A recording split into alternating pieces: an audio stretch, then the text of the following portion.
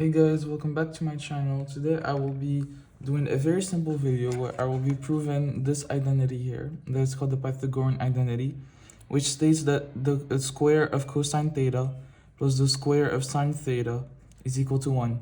So I am starting a proof series and where I'm going to prove simple theorems in mathematics, and I'm going to go ahead and start with the Pythagorean identity. So the first step towards proving the Pythagorean identity is stating the Pythagorean theorem.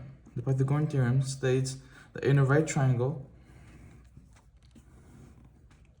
with sides A and B and hypotenuse C, that the square of A plus the square of B is equal to the square of C.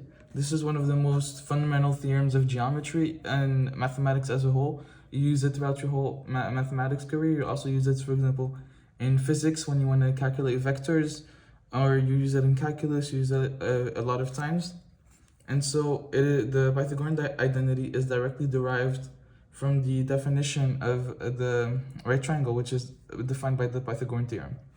And we also prove the Pythagorean identity through the definitions of sine and cosine.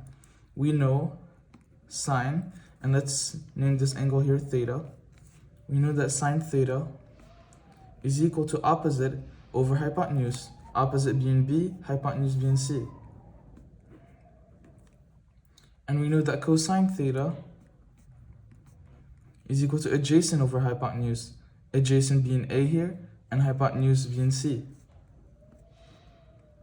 And so from these definitions, you can prove the Pythagorean identity that cosine squared theta plus sine squared theta is equal to 1.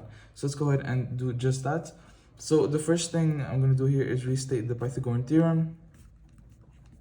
And what if we were to divide everything here by c squared? So I divide this by c squared, I divide b squared by c squared, and I divide a squared by c squared. Well, c squared divided by c squared, that's simply 1. That is where we get this one here. And what do we know about a over c? A over c is cosine theta. So a squared over c squared is simply cosine squared of theta.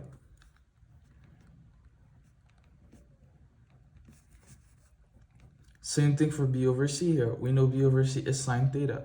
So b squared over c squared, that's just b over c squared, and that's just sine theta squared. And this is equal to 1. And there we go, we just proved the Pythagorean identity. There are numerous ways in which you can prove the Pythagorean identity. This is just one of the many ways. I believe all of them require the Pythagorean theorem, so if you want me to do a separate video on proving the Pythagorean theorem, and why not even prove it using calculus, please say so in the comments. Thank you.